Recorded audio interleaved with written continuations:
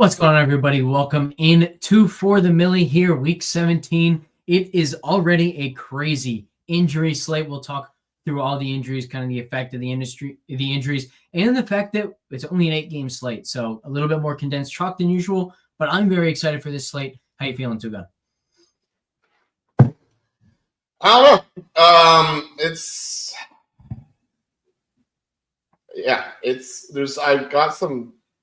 I feel like I'm definitely leaning into chalk on some guys, and I have a few guys I really like. I don't know. Maybe I'm right. Maybe I'm wrong. We'll see. I think one of the challenges, narrative shit like this Aaron Rodgers 500 touchdown is kind of be like Trey McBride touchdown.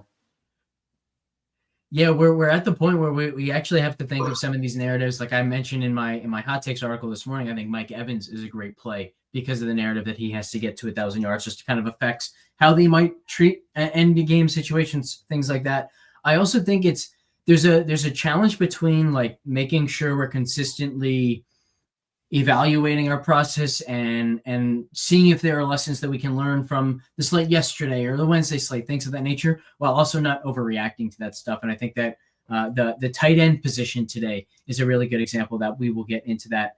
But Tugan, where would you like to start? You want to talk through some stacks to get us going, or should we just jump right into slate breakers today? We can talk about slate breakers. Sure. Why don't do you have one in mind to start?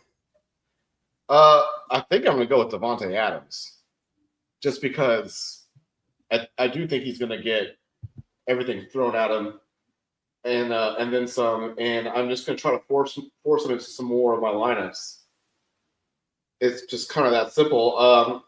There isn't that many kind of like ceiling receivers this week, right? You got Justin Jefferson, you got Mike Evans, you got Davante Adams. You just don't really have a whole lot. So I think he might be the highest scoring person on the slate, and especially at the wide receiving position. So I just don't want to kind of. The only problem is, of course, the Jets are terrible. They're huge underdogs. But I feel like that's something I feel like the narrative I want to have. Yeah, Adams has the second highest GPP score on the slate amongst wide receivers, only behind A.J. Brown with Kenny Pickett. And the narrative that you kind of alluded to earlier, I think Rodgers is one touchdown away from his 500th career touchdown or something like that.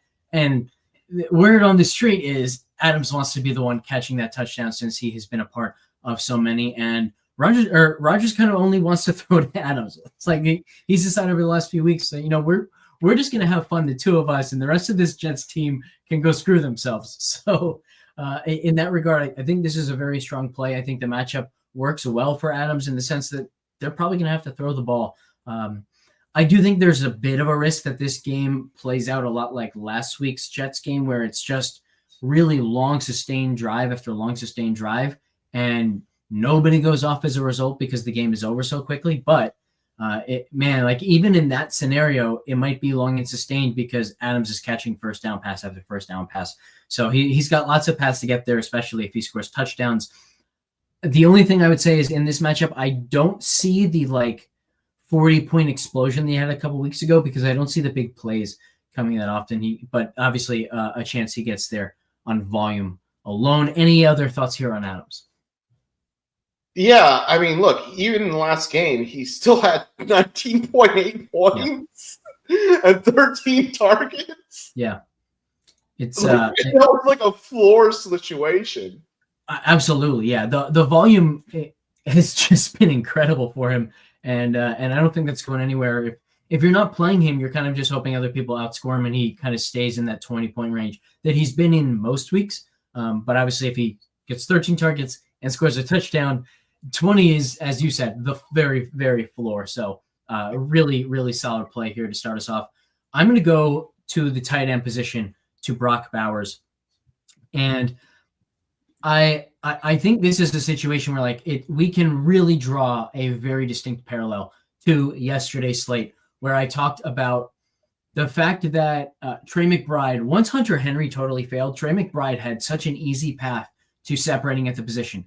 He was about 15 points better than the second best tight end, which is Mike Gesicki yesterday. He was over 28 points better than the third best tight end on the slate. That is insane. That is separation that you just don't usually see on DFS slates. But check out the projection difference here between Brock Bowers and any other tight end. We've got him at 17. Hawkinson is second at 9.9 projected DraftKings points. Some of the other tight ends on the slate who might have projected well, like Jonnu Smith, for example, all of a sudden Tua Tagovailoa is out, and now he's not projecting well at all. So I think Bowers here should be more like 40 to 50% if ownership was totally efficient. And obviously he's not getting anywhere close to that. So I love the idea of going to Bowers. It's also a slate where we have so much rain, so much weather that could really hinder pass production. And Bowers is in one of the few domed games. So everything about Bowers here reminds me a lot of the way that Trey McBride separated yesterday. And I think Bowers can do the same. Yeah. Look, I agree with you a lot there. I'm going to be injured. Like sometimes like tight end, I'm all over the place. I'm going to be kind of focusing on 3 tight ends. Brock Bowers, now, I kind of liked him before, and you kind of got me on him more. I like Dalton Kincaid a lot. I think he's because if this Bills offense moves, like he could get a touchdown or two, and he doesn't have the ceiling that Brock Bowers has, but he could, if Brock Bowers fails, he could be the number one. And the other one is just I like Chig just because Mason Rudolph. He's the third. He's the third. Mm-hmm. I don't really. It's funny because I talk about Ferguson. Remember, we did a little preview. I talked about Ferguson some, and now I'm kind of off of him. I did a little think about it, and just like because this Dallas team could just suck. The thing about it, you don't want the team to suck, and the tight end goes well. Generally, the team, moves the ball well. Like that's fundamentally, it's like you can't just try to choose the best player on a shit team in a shit situation. They need to actually score points generally. Unless it's Devontae Adams, apparently last week with Aaron Rodgers. It's concerning. He still got 20. Yeah, it's concerning to me for anyone who wants to play Ferguson. Like he hasn't been efficient at all with his opportunity, even when Lamb was in. Now defenses are going to be able to key on him a little bit more with no CeeDee Lamb, and the matchup is brutal. Philly has been one of the absolute worst matchups for opposing tight ends all season. So I'm with you. I think Ferguson is a very bad play. I also think it's worth noting that like even the tight ends here with the best GPP scores, Payne Durham, Juwan Johnson, Dalton Kincaid, they're all projected under 9 DraftKings points. They all have smash rates at or below 15%. Like the chances that these guys win you the slate is just so low because the ceiling is so low for these guys. You can see ceiling. The best one is Dalton Kincaid at 15.4, where just like yesterday, Mike Gesicki has a ceiling game for him, and he just gets blown out of the water by the Trey McBride ceiling because these expensive tight ends with these great roles just have a ceiling so disproportionately higher than these guys. So I think we have been given this gift of like, there's really only one tight end capable of breaking this line. I think that's kind of the key point. When you look at the wide receivers with good GPP scores, whether it's Adams, whether it's Justin Jefferson or Mike Evans or AJ Brown, whomever you're looking at, if you're right that they have a ceiling game, it probably matters regardless, but it might not matter a ton if other chalky players also have big games. We saw that last week, right? We saw you didn't get totally rewarded for Justin Jefferson because all the running backs got 30 plus and Jonathan Taylor had 40 plus. You even didn't see like the major payoff for the Jonathan Taylor play because there were so many other lineups that had 3 running backs between 30 and 35, something like that. So when Bowers hits, we know that there is no other tight end on this slate capable of keeping pace. If you're right about Bowers, you are getting that major separation because of the rest of the tight end slate. And that to me is just way too valuable to pass up. Yeah, I think that's fair. All right, second slate breaker for you. Yeah, it's just exactly like Trey McBride yesterday. Mm-hmm. It's just the exact same situation.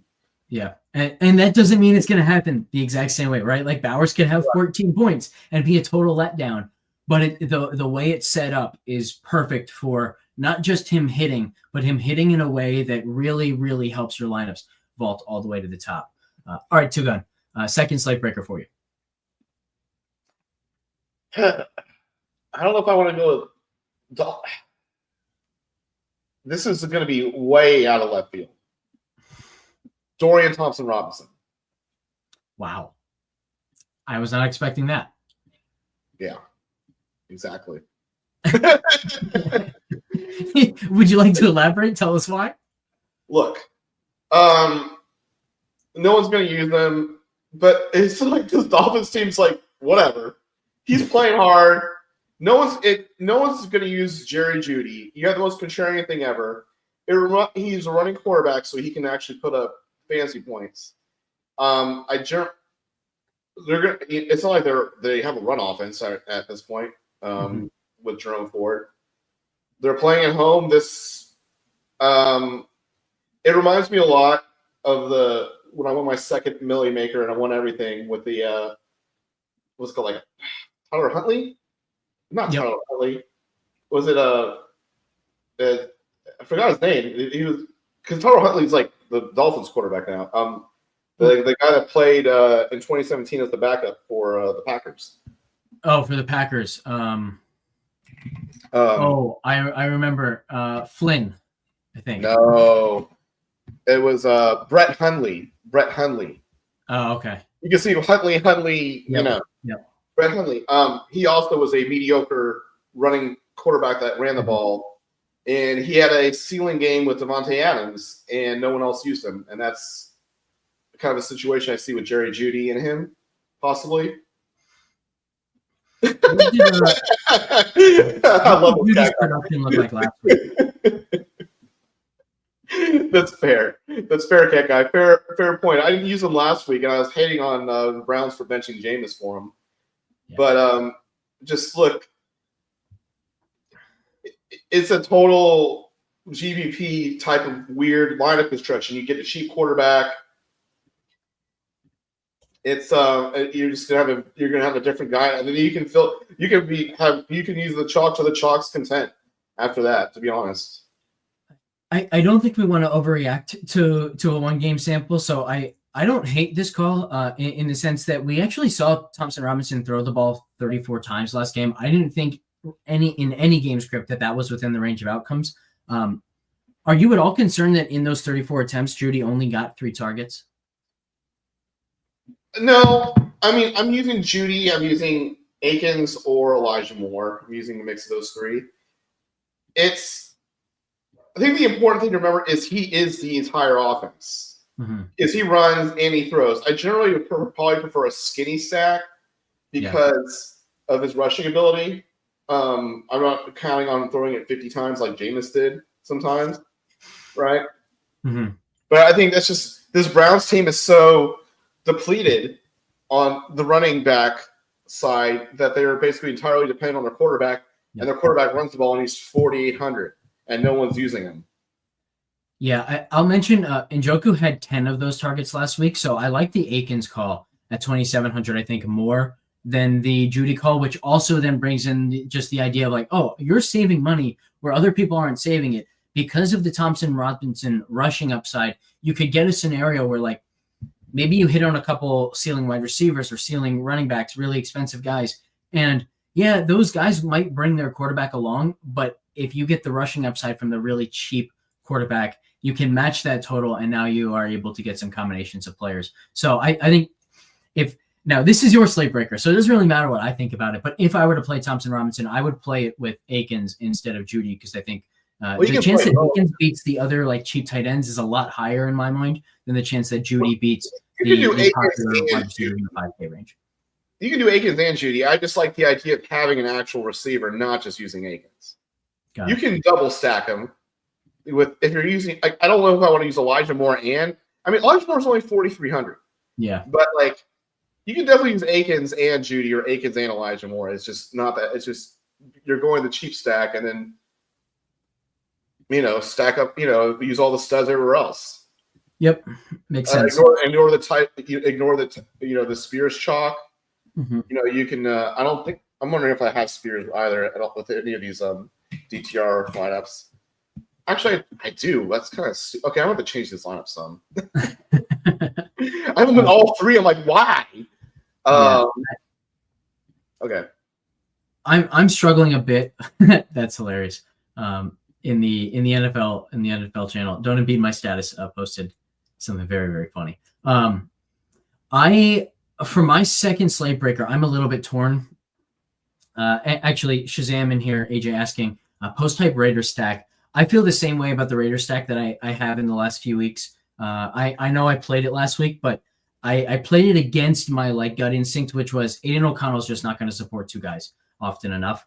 And what we saw last week is like when production concentrates around Bowers, it's just Bowers' world, and everyone else just has to watch Bowers live in it. So I don't want the Raider stack, but I do like mini stacks with MVS if he plays. I will note that as well with Bowers. It's indoors. Rattler's going to throw the ball deep, and that's what MVS does. So I will make that note, but I'm struggling a little bit with my second slate breaker. I'm going to go to Mike Evans, though, and I'm going to talk a little bit about this narrative. I mentioned it in the hot takes, but I'll kind of rehash it here.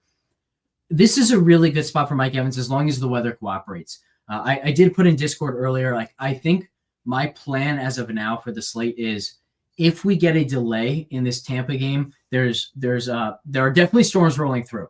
There's no doubt that they're going to get heavy rain. The question is, are they playing through that heavy rain, or is there lightning and they can't play through that heavy rain? If there are delays because of the lightning, then by the time they're actually on the field, there's a good chance the heavy rain is gone and the passing game can thrive, in which case I will go to that Tampa stack. If we don't get that delay and it's just an absolute downpour of rain, I think that Tampa can just control this game on the ground and with short passing, primarily through Bucky. So I'd probably just play Bucky in that instance. But let's say it breaks the way we want. We get to play the passing stack. I think Mike Evans has a really good chance to break this slate. We saw him post a big game against Carolina already. It's a good matchup for him.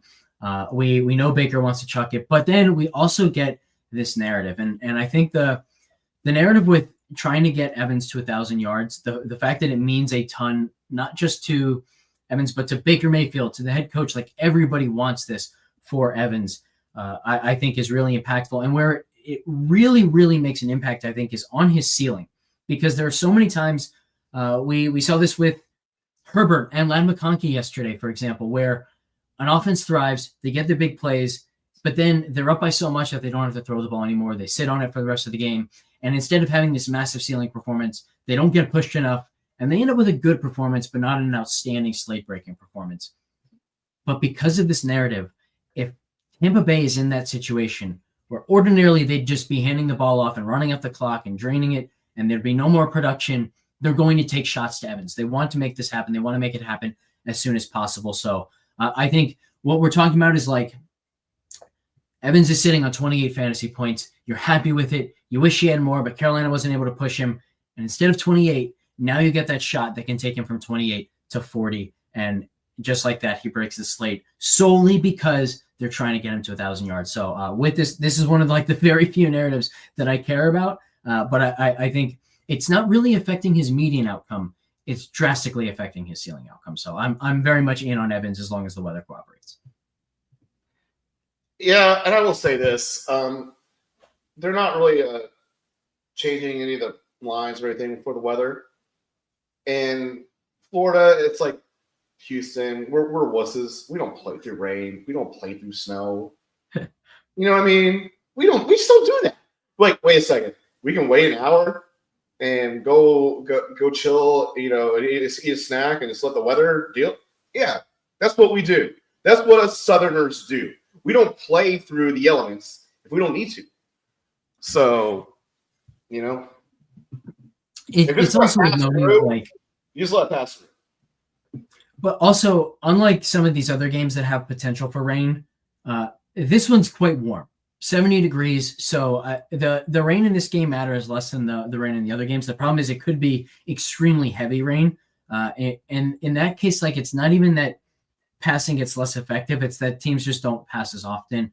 Then the clock runs a little bit more. So the pass volume as a whole is what I'd be really worried about. But maybe I shouldn't be super worried about that because of the narrative. So maybe they will just throw it as long as they can. And it's also Baker Mayfield. He wants to throw the ball downfield.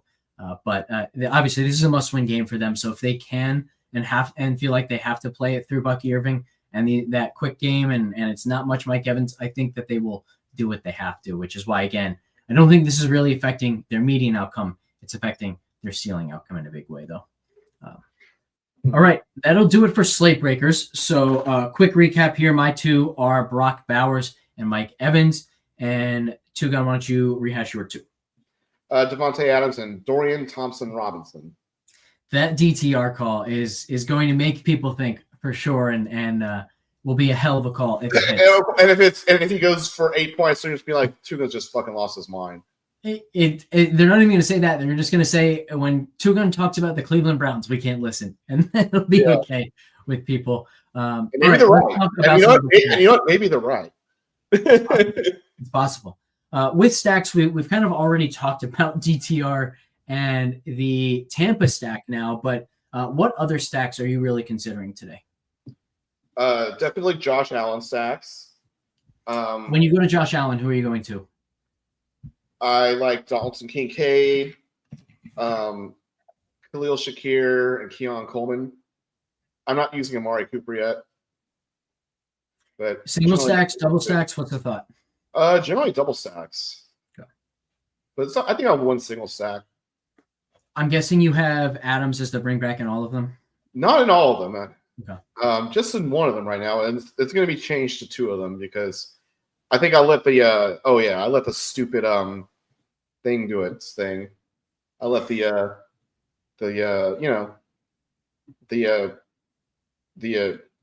optimizer. The optimizer doesn't know that Aaron Rodgers is throwing for his 500 touchdown to Devontae Adams. It just doesn't know.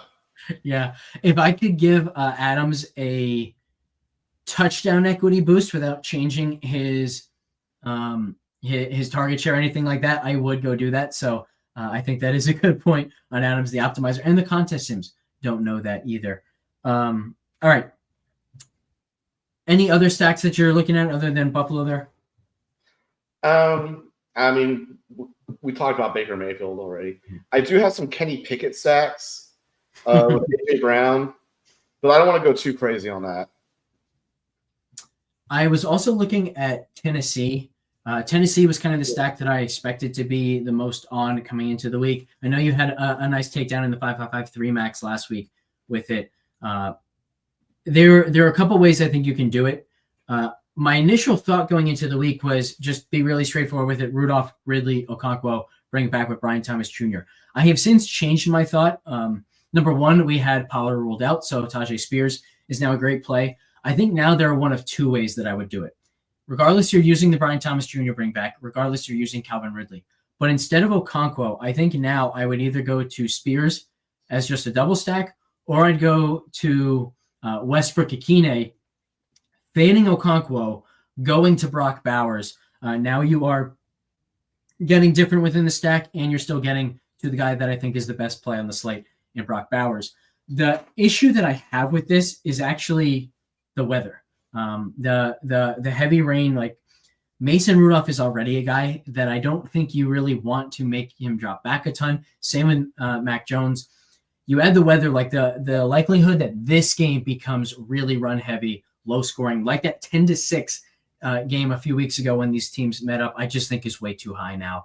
So I'm off it, given the fact that it is getting ownership. If all of these pieces were still really contrarian and everyone was off the game because of the weather, I'd still be in on it. But that doesn't seem to be the case. So I've come off of them a little bit. I still think they're viable, and if you play them and they hit, like I'll feel like a dope for letting weather take me off of it. But along those same lines, the other stack that I really like, as many of you know if you read Hot Takes, is the Green Bay Packers. Jordan Love, Jaden Reed, Dontavian Wicks. Part of this is that Wicks, who was projecting at like 30-some% the first time I ran ownership this week, has cratered way, way down because of the Flacco news, which makes Josh Downs and Michael Pittman Jr. so popular. So suddenly Wicks now like 15%, I think we have him for in single entry. And just this entire Green Bay side, very, very low owned in comparison to the Minnesota side. I actually like the Green Bay side more since Minnesota is the biggest wide receiver funnel in the entire league. And Green Bay is significantly more affordable.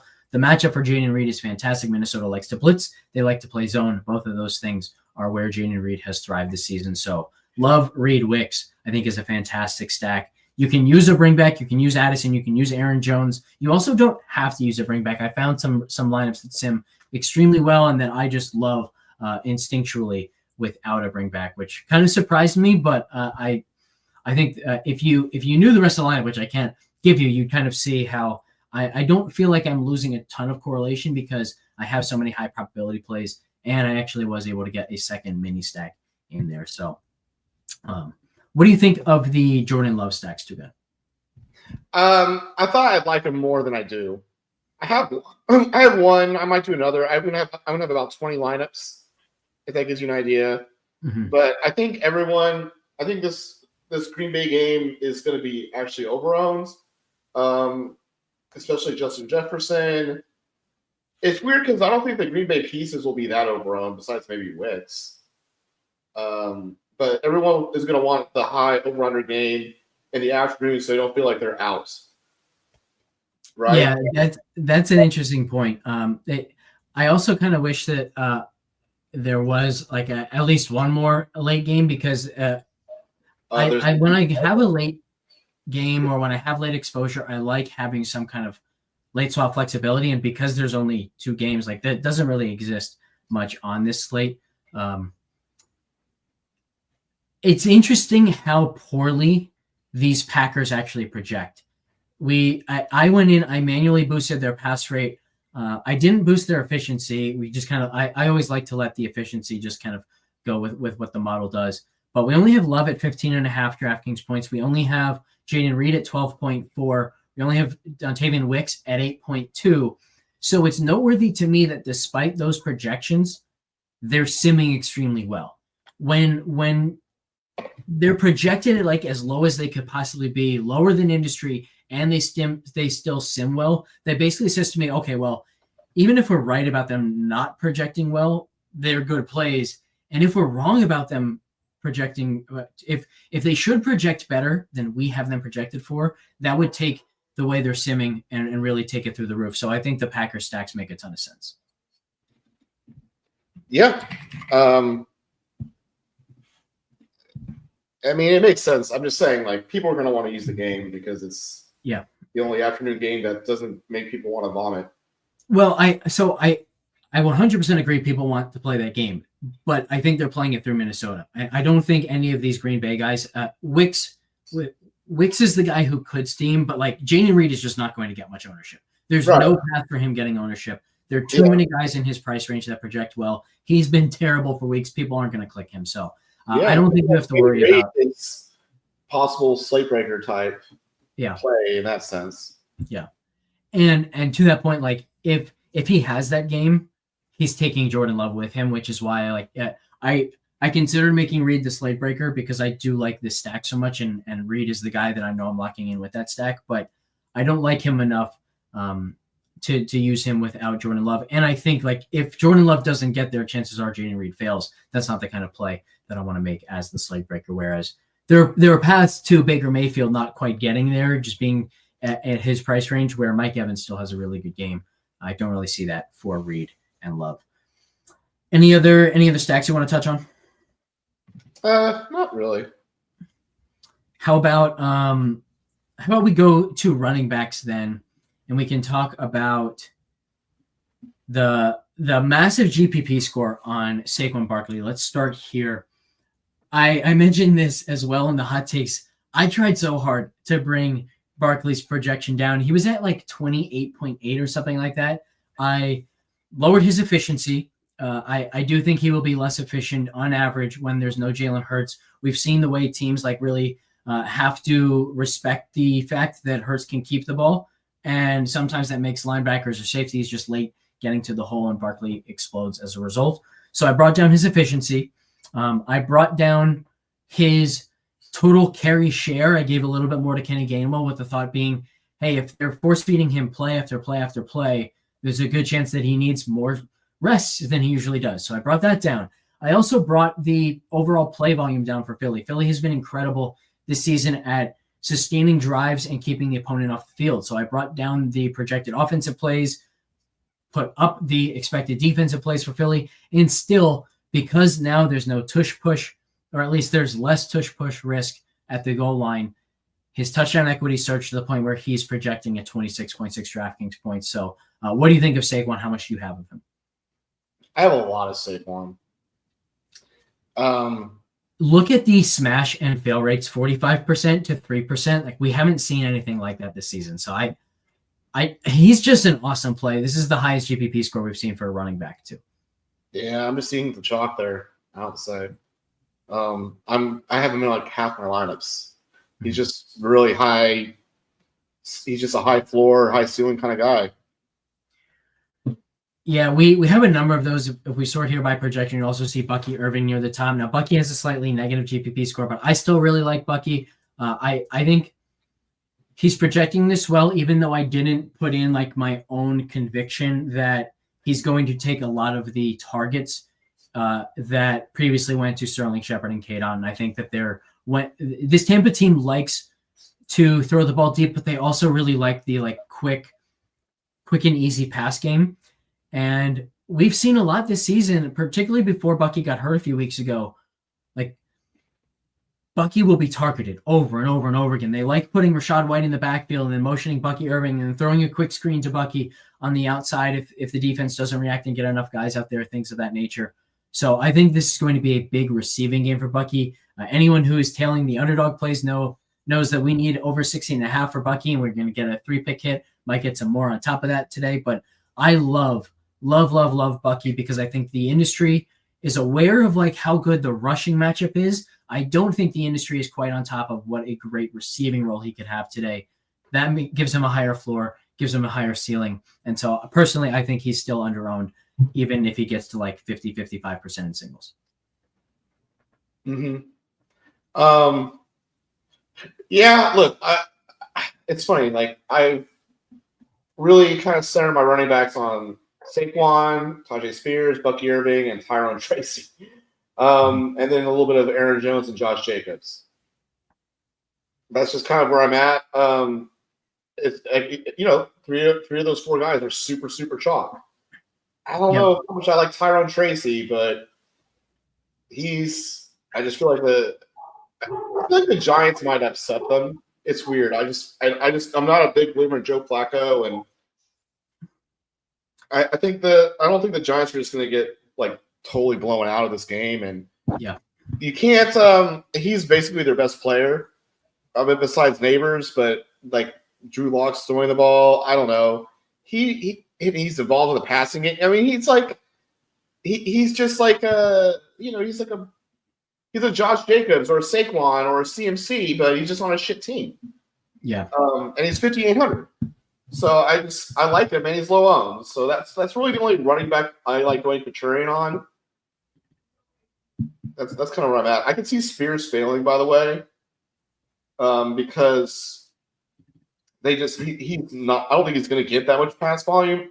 It's just a matter of how much do they use Joey Chestnut. Is that his first name, or am I just talking about the football guy, the hot dog guy? I think it's Julius Chestnut. Julius Chestnut. I think that's a good segue. This is one of those spots where I think the decision of Spears versus Tracy is entirely dependent on the lineup. There are going to be hundreds, thousands of lineups today that are far better off with Tracy. I also think there are lineups that are better off with Spears. It's just a matter of what you're asking of that position. Do you want that to be a spot in your lineup that helps you separate from the field, that helps you win tournaments, or do you just want that spot of your lineup to preserve the advantage that the rest of your lineup has already given you? And in those lineups, I think Spears is better. The floor is better for Spears. But I do agree with basically everything you're saying about that Indy and New York game. I don't have any confidence in Joe Flacco. He has been pretty terrible this season. He had the one massive game that was against Jacksonville. Everybody has that game against Jacksonville. We don't want to lean too, we don't want to take too much from that and kind of chase that. Every other game he's failed, and his receivers really haven't been very good either. And they've been extremely owned like every single game. A lot of those have been good matchups that he's failed in. This is a fine matchup, but it's also a matchup where they might just run the ball over and over and over again. So, speaking of, like, I also think Jonathan Taylor is fine, but I would have liked him a lot more with Anthony Richardson. I just think the big playability significantly higher with Richardson in there. Same idea as Saquon, same idea as Derrick Henry with Lamar Jackson, that super threatening quarterback in the backfield matters so much for the running lanes and especially for the big plays. So I like Taylor less, but his ownership has come up. Kind of the exact same as Barkley, but the thing with Barkley is, like, at least with him, the touchdown equity has surged. I don't know that we can say the same for Taylor because there's just a chance that Indianapolis doesn't have as many scoring opportunities as they otherwise would have.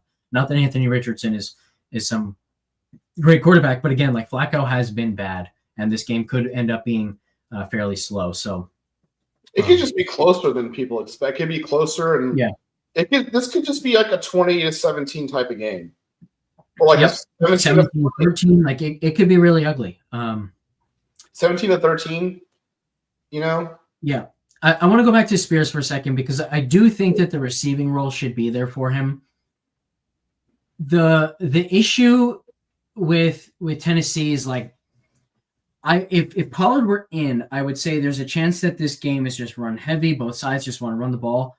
I think Tennessee knows they're not going to be able to run the ball as well with Spears. That's not who he is. Chestnut is no good either. So I think what Tennessee might say is, like, if they don't feel like they can throw the ball downfield, I think they'll go to the kind of passing game that is an extension of the run game, the quick stuff, the screens, using Spears out of the backfield, motioning him to the slot, getting him the ball to him quickly in that way. I think he's going to be involved regardless, and I think he has a really nice floor because of that. You take the receiving floor and the touchdown equity, and I think he's just a really high probability play. I think the fade on Spears is the chance that he buries you is low enough that you can take chances on other guys if you want to take chances. And like I said, win the slate with that decision. But if you're just trying to preserve, a contrarian stack or something like that, I don't think you need to deviate off of Spears. Yeah, that makes sense. And he's just, I think it's also like Spears, Bucky Irving, Barkley. Mm-hmm. Like, do you want to have to use a running back in your flex, or do you want to use that for another wide receiver? Yeah, I'm good with both. I do think there are some wide receivers in the $5,000 range where, like, if I was fading Spears, I think the way I do it is not to a different running back based on my lineups, but I would rather pivot to one of those $5,000 receivers. Like, if I don't have Saquon, I can pivot off of Spears to Devontae Smith. Regardless, I think you can go to Thielen. You could go directly to Calvin Ridley too, and just hope that they actually do throw the ball a little bit more today. So I think that's probably the way that I would fade Spears. But there's one other guy I want to touch on here and ask you about, and that is Rachaad White. Second in GPP score, 10.4 is one of the highest we've seen for running backs, and is just kind of getting dwarfed by the Barkley GPP score. I think that this projection is slightly too high on Rachaad White, but it's worth noting that, like, if Rachaad White is too high, then that means Bucky Irving should be projected at 23 instead of the 21.7 or whatever we have on him. So I do think we need to at least consider White. I was even considering playing both of them. I think the running backs on the slate are a little too good to play both, where this would be like a really good pairing, contrarian pairing, if I thought that there was a chance that just running backs on the slate as a whole would underwhelm. But this doesn't seem like one of those slates. So I'm not super into pairing them together, but if I was fading Bucky, I think I would do it by going to Rachaad White. What are your thoughts on White? Do you think he's overprojected, and do you have interest in him? I don't really have much interest in him. I just don't really, there's just too many good running backs to want to go to, like, the second running back on a team. It's just that's sort of my thought too, which is why I'm probably just playing Bucky Irving. Yeah, I got a lot of Bucky Irving, but I don't really love his ceiling. Like, I don't think Rachaad White's doing a 30-point game. Right. That's kind of my issue. Yep, agreed there. All right, let's go to wide receiver. Any receivers we haven't touched on that you have interest in? Why don't you talk? I know you mentioned you had some Kenny Pickett stacks, so I'm guessing that means you're interested in both A.J. Brown and Devontae Smith. Yeah. I'm trying not to go too much on that because I think you don't need a whole lot to prove your point. Yeah, like I have AJ Brown in 2 lineups right now. I have Devontae Smith and more just because. Well, how much Devontae Smith do I have? I just have him in 1. Not much change. That seems a little bit low. I love Devontae Smith. You what? I love Devontae Smith. Yeah. You want to talk about why you love him so much? Yeah. So basically, like what we saw from that Philly game against Washington last week was as soon as Hurts was out of the game, they allowed one explosive run, and then they just said, "All right, Saquon's not beating us for the rest of the day," and they were pretty much able to do that. But in doing so, it was one-on-one coverage, play after play after play for both AJ Brown and Devontae Smith. On the Dallas side, 3 games ago, they were destroyed by Jamar Chase.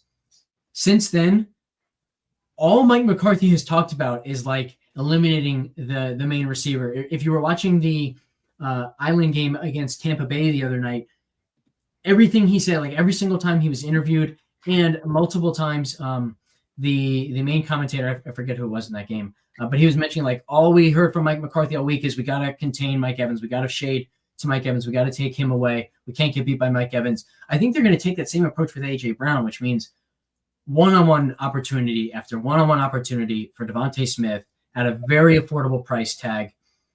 That to me means that he has a really good chance of like an 8 for 120 and 2 type ceiling performance. I think the ceiling is massive. I also think the floor is really good because if he's getting that many opportunities, he's going to have some success. We also saw like he dropped the game-winning reception last week. Good chance he really wants to make up for that, has a big game. But the matchup, the way I expect Dallas to defend Philly, I just think is so perfect for him. So it's like you got Devontae Smith at call it 3 to 5% ownership, and you have Ridley at like 20%. Mm-hmm. To me, that's just too much extreme difference. Like I might as well have more Devontae Smith. I mean, the percentage shows about 3.5 better for Ridley. I just don't know how much I really believe that. And not just Ridley. We also have Pittman at 4,700. We have Josh Downs at 4,800. They're getting so much ownership. Yeah. We also have Thielen getting close to 20, Neighbors getting close to 20, Addison getting 15%.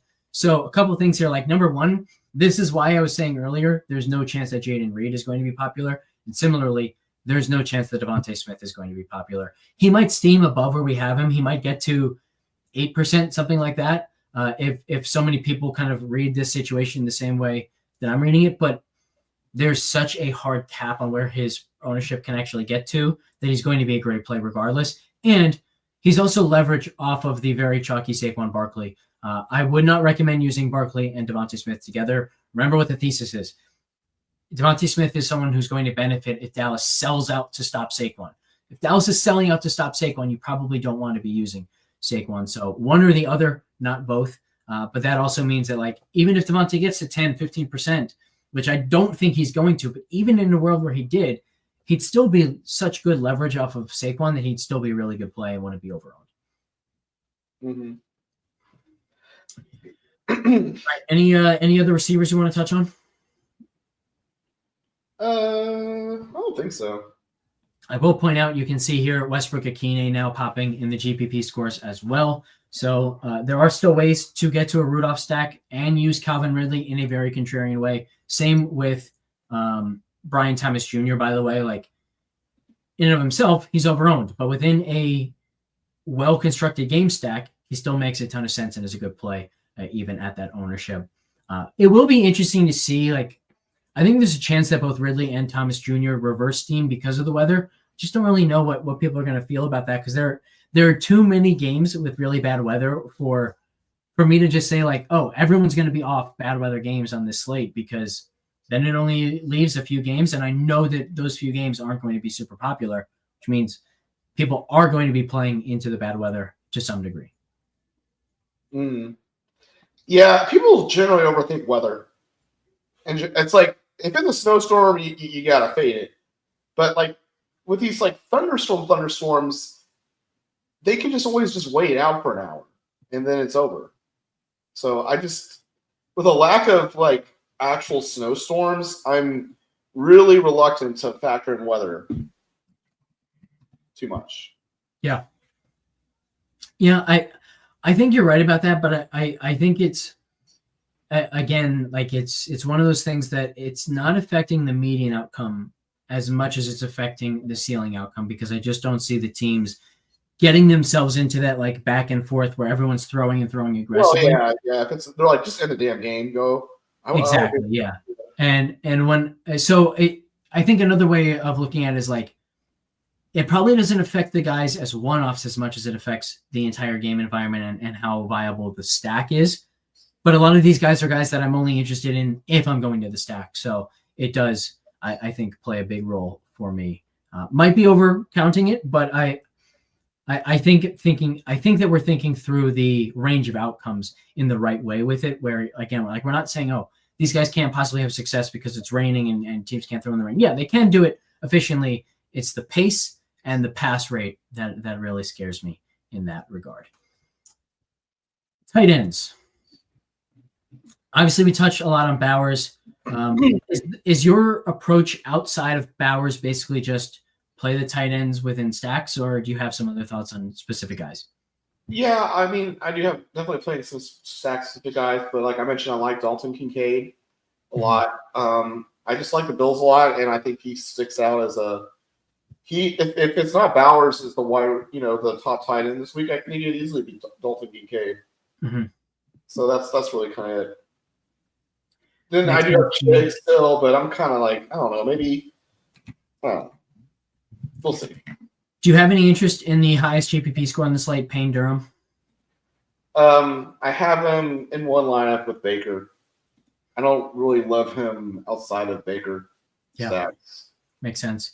I will note, like, one thing I noticed was if I have some interest in Marcos Valdes-Scantling, the double stack of Valdes-Scantling, Juwan Johnson with Rattler, like, I don't think that's the worst thought in the world. The problem that I have with it is if I'm using that game and I'm using a really cheap stack, I want Brock Bowers. But if I have Brock Bowers, I don't want any other tight ends. So it just doesn't quite work for me. Otherwise, I do think that would be pretty interesting. Jacoby Myers. You could go to Jacoby Myers. I think that is a viable stack, but it's not one that I'm super excited to play by any means. I don't feel the need to be overexposed to Spencer Rattler. That's for sure. But yeah, it's in play, especially if you're like looking at different lineups. And you're saying, man, I'm trying to find a way to fit, Saquon and Justin Jefferson and Mike Evans, or Saquon and Josh Jacobs and Jonathan Taylor, like something crazy like that. The answer might be the New Orleans stack. So that's where I would look into that. But personally, I didn't end up building many of those lineups just because I felt like I'd want to go to Juwan Johnson, but I would want Brock Bowers. And if I'm using Bowers, I don't want another tight end. I want him to have that 25-point win at the position, something like that. So kind of came off of that thought. But I really don't have much to say about any other tight end on the slate, honestly.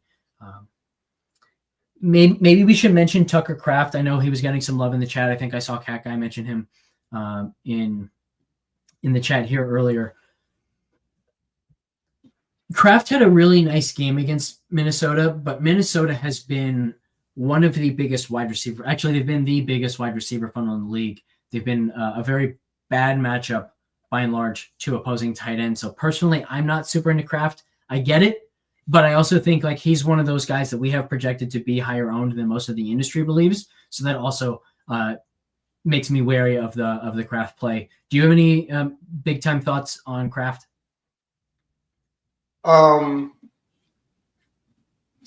do. I mentioned in my 10 article, I like him as a, but like I really just like him as part of Jordan Love stacks. To be honest, I don't really see myself using him as a one-off. He could definitely benefit from Christian Watson being out, but I don't think he has like a huge ceiling. The fact that he was in your 10 under 10 article is kind of like my point too. Is like, yeah, he'd be a very interesting play if I thought he was going to be 7-8%, but I actually think he's going to be 12, 15, 17, something in that range instead. So that just has me not very interested. And when I go to that game, I don't even want to stack with Kraft. No, I'm gonna stack. The other thing is like whenever outside of that previous Green Bay game, whenever a team has hit against Minnesota, it's been strictly through wide receivers. So I don't want to overreact to that one game. I want to look at the sample as a whole. and that just tells me use receivers, not tight ends against them. I just kind of like I'm liking this Jaden Reed idea more. There's a lot. Put it this way, there's a lot of tight ends we kind of like, and that's like the only way to. And he's on. I mean, he's 5,900. It's the cheapest he's been pretty much this entire year. Yep. Right. Yep. Definitely. So, I kind of like Jaden Reed. Cool. Sometimes I change my mind about things. That's why I always say my core plays are 10 or 10. It's like check to see what we talk about on the show, and then I'll post my plays in Discord. About an hour. Yeah. But I'm definitely making Spencer Rattler stack right now, by the way. As we swap, because talk about there's no quarterback more hated in the NFL than Spencer Rattler, and maybe DTR, but of course there's reasons for that. But Spencer Rattler, here's my general thought about hated, shitty quarterbacks. It's okay to take a shot on them if they have some sort of dual threat capability. You do not want a check down, shitty quarterback. Cooper Rush isn't going to really do it for me. Do you know what I'm saying? Yep. So there are a couple comments and questions I want to get to here.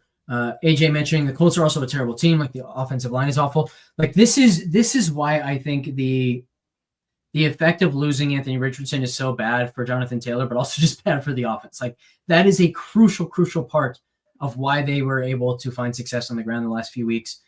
Teams have to respect the threat that Anthony Richardson keeps it, and that gives holes for Taylor that I don't think are going to be there in this one. And if they're not there and Flacco has to throw, I don't think that he's going to have much success. So with you there. Albert asking thoughts on Abdullah as a low-priced running back option. He's just a worse version of Tajay Spears, I think. I think he's fine. I'm not against playing him, but he's also not as cheap as he's been. What's his actual price now? 5,100, right? So from 4,600. Why are you choosing a shitty running back on a shitty team that's splitting time? Yeah. At some point, obviously, if anything, I'm too contrarian. And even I'm you don't need to go there type situations. You know what I'm saying? Well, it's also just the fact that you'd probably be using him instead of Spears here, and it's a $300 price difference. If it was an $800 price difference, there's a better path, because now it's maybe he loses to Spears by 5, but that $800 is worth more than that. The chances that $300 are worth more than that is just so much lower. So not really interested in Abdullah. I think it's a fine play. I think there's a decent chance that he gives you 15 to 20 again.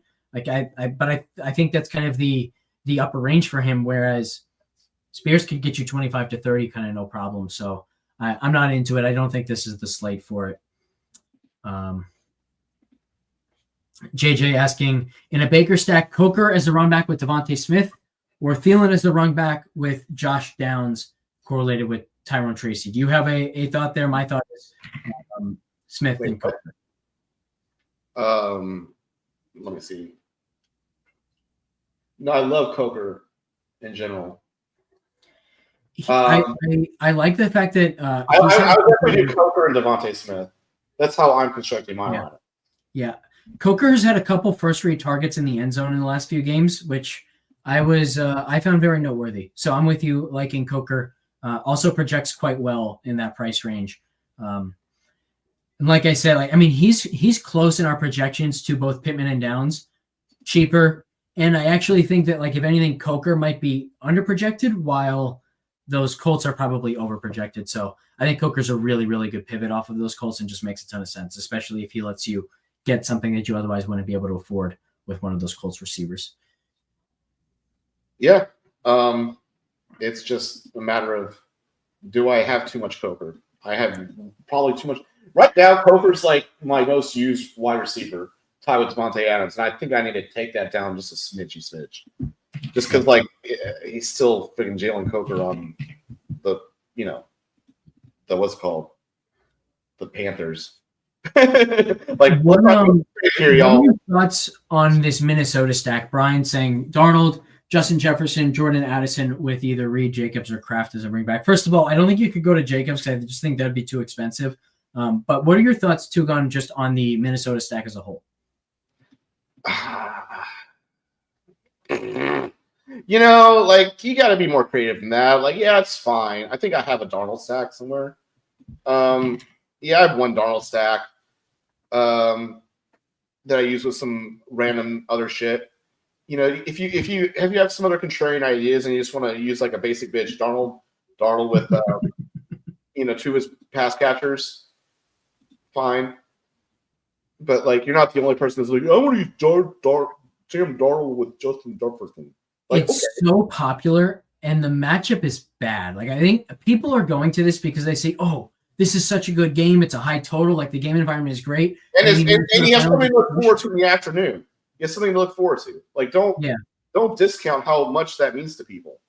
But the problem with it is Green Bay has been such a difficult matchup. You can see negative 19% for quarterbacks, negative 19 for wide receiver ones, negative 16 for wide receiver twos, plus 9% for tight ends. The reason for this is actually very simple. In the last 5 weeks, they are not just playing the most zone coverage in the league. They're playing 78% zone coverage. The second highest zone rate is 63%. A massive, massive, massive amount of zone. They're basically just saying, we're not going to get beat by the explosive plays. We're not going to get beat by receivers. You will have to dink and dunk down the field and sustain drives against us. And it's hard for teams to do that. And even if Minnesota is able to do that, it kind of takes that like big explosive play potential out. So personally, I think the Minnesota stack is probably the worst stack on the day. Ownership and price considered. The Green Bay side just so much better from a matchup perspective, and it's lower owned and it's a lot cheaper. I don't understand why anyone would stack Minnesota at this. I will say my one Minnesota stack is Hawkinson with Addison. To me, like that makes more sense because that says Green Bay sells out to stop Justin Jefferson and Hawkinson and and it has a Josh Jacobs bring back, or you can do it with a Jaden Reed bring back. Mm-hmm. Which isn't even to say that Jefferson can't hit. It's just like the odds of Jefferson hitting in this matchup are so much worse than I think people expect. If Jefferson didn't have the massive game last week, what would his ownership be? Like 10% instead of 25%? Probably. So that's the way that I'm looking at it, but certainly could be wrong. They're a good offense. And Darnold has proven people wrong a lot this season. Cat Guy mentioning like he was going to play the Green Bay stack and call it a day. I looked into a lot of Packers and Jacobs pairings, and they seemed fine. The problem is just if you're using Jacobs, you're probably using him instead of Saquon, and basically the Sims just say, look, if you're paying up for running back, you should do it for the guy who has the ceiling that's the best on the slate in Saquon. Tim also mentioning if no Hubbard. A lot of running back. Yeah. Tim also mentioning with no Hubbard, he imagines they pass more today. That's exactly what we think. In fact, we boosted the expected pass rate for Carolina. I'm not sure we boosted it enough, which is why I think, if anything, Coker's probably underprojected. But it's also the fact that like Tampa Bay is one of the ultimate pass funnels. And so, like I said, really like Coker, really like that passing game. Hope the weather cooperates for us, which probably means I hope that there's a lot of lightning in the game gets delayed. But even if it does rain, as Two Gun said, sometimes it's pretty easy to overreact to the effect of rain. Sorry, Brian, for doing it so aggressively. But look, I got to tell you guys how I feel, right? If I just kind of went along with every idea, then nothing I said would have any value. So I could be wrong, but I like I said, I think the Minnesota stack is probably the worst one of the day, price and ownership considered. Certainly not the worst on the day in the odds of it hitting, but that's not what we're after. We're after building lineups that are putting ourselves in position to win, and I don't think that one does that. Any defensive thoughts, by the way, Tugun? I have a lot of Giants defense, which I think goes great against a chalky Colts pieces and against a Flacco that I think will easily throw interceptions. Mm-hmm. So I had a feeling that you'd be on the Giants defense, particularly when you have Tyrone Tracy, which is something that I'll say. Like I don't love Tracy, as I mentioned, just because I think there's so many really good running back plays on the slate. But if I were to play Tracy, 100% pairing with the Giants D. Mm-hmm. Yeah, it's just a matter of do I have too much Giants defense? I know the GPP score isn't good, but I do think the Cleveland defense makes sense. This Miami offense they have been absolutely atrocious every single time that we have seen Tua out. There's also not good weather there. Should see more rain, so potential for more turnovers. And it's one of the situations where, like, look, the Browns defense hasn't been good, but the way in which they've been bad, they've allowed a lot of explosive plays. They've allowed deep passes. They've allowed explosive plays in the running game. I just don't see a lot of that happening because that's not what this Miami team does. And it's certainly not what this Miami team does without Tua. So I think the matchup is just really good for the Browns, and it's extremely difficult for projection systems to account for that. So I think we're probably low on the projection of 6. Like, I would actually put them probably more like 8, which actually for us would be the highest defensive point projection on the slate, and they're only $2,400. I'm getting different enough elsewhere. I'm okay eating the chalk at defense this week with the Browns, provided that I need the savings, right? If I have 500 left on the table, I'm not playing the Browns. But if I need that $2,400 price tag to actually fit what I want, I'm more than happy to. If I have 300 left, I will go to the Packers instead, and they're a really solid GPP score, also leveraging all of that Minnesota chalk. I want to talk about a couple of quick non-chalk, because I do like the Browns defense. I also have the Titans defense and the Giants. But the two that I like that I have, and I might want a little bit more of, I have them in two. I have about 10% of my lines currently, are the Jags defense and the Saints defense. Nice. I like the Jags defense because if you're not using Spears or Ridley, that is a great pivot off of a lot of ownership right there. Yep. And, it's just a shit show game that could end up being a defensive shit show. And the Saints defense just has a really high GPP score. And the Raiders are going to throw the ball. So the Raiders are going to throw the ball. Like, they're not going to run the ball with Madison and Abdullah that much. They're going to throw the ball. Maybe the Saints get a pick 6 at home. You know what I'm saying? That's kind of all there is to it. Yeah, I think if you're not using Bowers, that Saints call makes even more sense. Let's see. Brian mentioning pairing Saquon with the Eagles. I think that is very sharp. That's definitely something that you can do. I like both Coker and Thielen more as bringbacks, but I think they're fine as mini stacks one-offs, particularly if you have Bucky Irving. Like, yeah, you can just toss that guy in.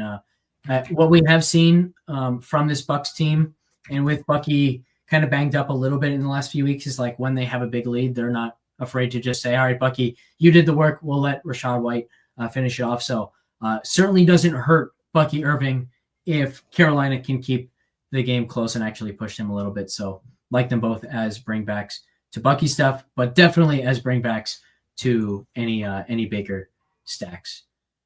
I think that'll do it, Togun. Do you have any closing thoughts? No. Good luck to everybody in the main events.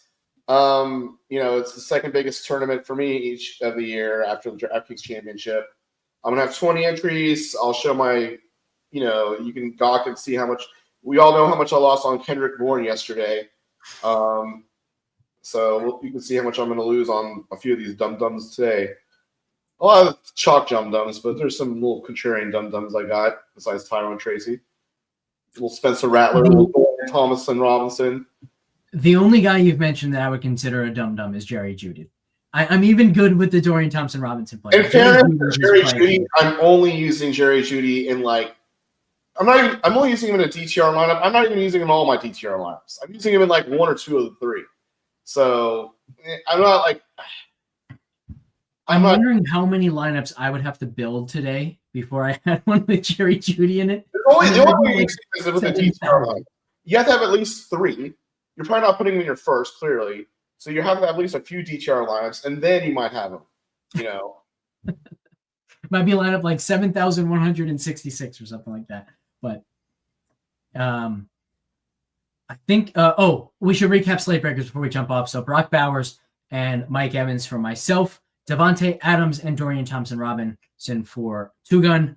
With that, we will see you tomorrow, and we will be in chat as usual leading up to lock. I will have ownership updated probably around noon today.